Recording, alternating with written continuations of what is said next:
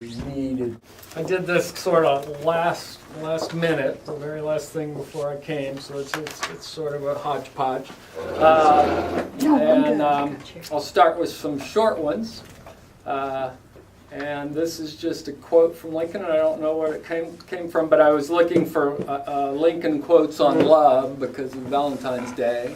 And I typed in romantic love in Lincoln, and I got some things about him and Rutledge, but I couldn't find anything succinct that seemed readable. But this is a great quote that I don't remember coming upon. Maybe you do. Am I not destroying my enemies when I make friends of them? And this is Abraham Lincoln on love and drunks and fighting. I believe if we take habitual drunkards as a class, their heads and their hearts will bear an advantageous comparison with those of any other class. There seems ever to have been a proneness in the brilliant and warm-blooded to fall into this vice. I think that's all of that. How very true. No matter how much the cats fight, there always seems to be plenty of kittens. No, this is the rest of the the drinking thing. Okay. And then the last part of that is, it has been my experience that folks who have no vices have very few virtues. So I think he was asked to talk about what he thought about drunkenness, because this would have been at the beginning of the temperance agitation going on. And of course he was, always had to be drilled by whatever, what he thought about the burning questions. Of the 7th Congressional District, fellow citizens, a charge having got into circulation in some of the neighborhoods of this district in substance that I am an open scoffer at Christianity, I have, by the advice of some friends, concluded to notice the subject in this form. That I am not a member of any Christian church, it's true. But I have never denied the truth of the Scriptures, and I have never spoken with intentional disrespect of religion in general, or any denomination of Christians in particular. It is true that in early life I was inclined to believe in what I understand is called the doctrine of necessity. That is, that the human mind is impelled to action or held in rest by some power over which the mind itself has no control. And I have sometimes, with 1, 2, or 3, but never publicly, tried to maintain this opinion in argument. The habit of arguing thus, however, I have entirely left off for more than 5 years, and I add here, I have always understood this same opinion to be held by several of the Christian denominations. The foregoing is the whole truth, briefly stated, in relation to myself upon this subject. Isn't that a good dodge? He's basically saying, hey, there are some Christian denominations that are so liberal that, I think he means Unitarian and whatnot. And he's basically just kind of reminding everybody, hey, this is a country, based on Masonic principles that all religions are tolerated. And my opponent is not going to get away with tarring me with this brush. And Cartwright didn't get away with it. Yeah. Cartwright. Just 2 more. I'll read. Actually, this is have you read the letter where he was?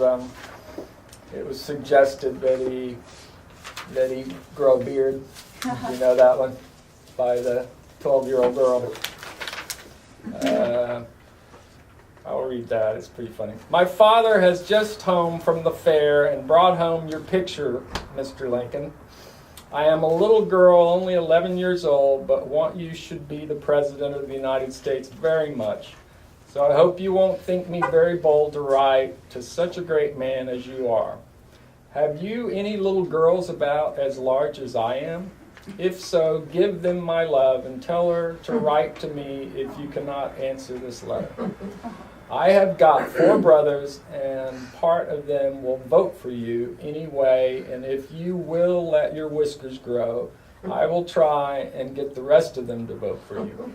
You would look a great deal better, for your face is so thin.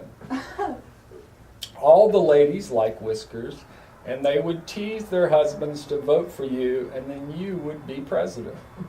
My father is going to vote for you, and if I was a man, I would vote for you too, but I will try and get everyone to vote for you that I can. I think that rail fence around your picture makes it look very pretty. I have got a little baby sister. She is 9 weeks old and is just as cunning as can be.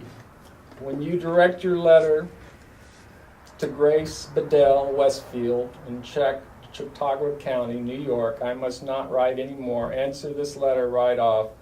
Goodbye, Grace Bedell. Oh, wait a minute. There's a P.S. I do not think I could myself be brought to support a man for office whom I knew to be an open enemy of... Oh, no, that's another thing. That's another one. And then he writes back, Dear, my dear little miss, your very agreeable letter of the 15th is received. I regret the necessity of saying I have no daughters. I have 3 sons, one 17, one 9, and one 7 years of age. They, with their mother, constitute my whole family. As to the whiskers, having never worn any, do you not think people would call it a piece of silly affection or affectation if I were to begin it now? Your very sincere well-wisher, Abraham Lincoln.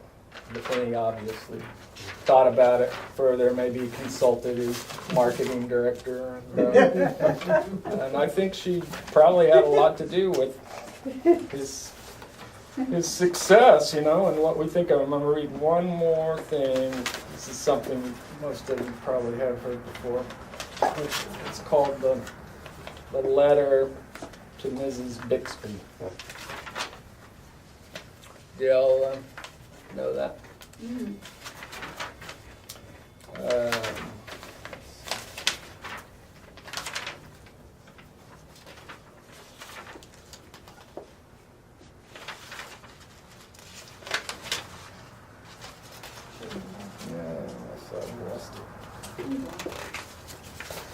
Sell anymore.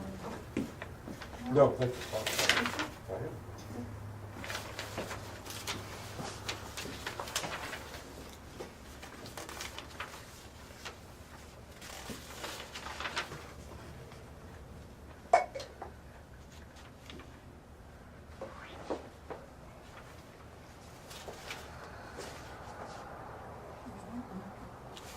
I think it didn't end up in here. You know it? Not by heart.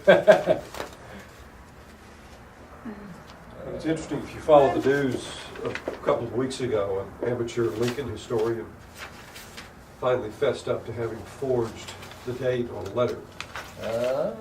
He had lifted a letter written April 14th, 1864 from a library collection and very cleverly scratched off the 4 and put 5 to make it appear as though it was Lincoln's last piece on the day he died. He gained all sorts of notoriety for it, but they caught him. I found it. Found him out. Wow. Okay.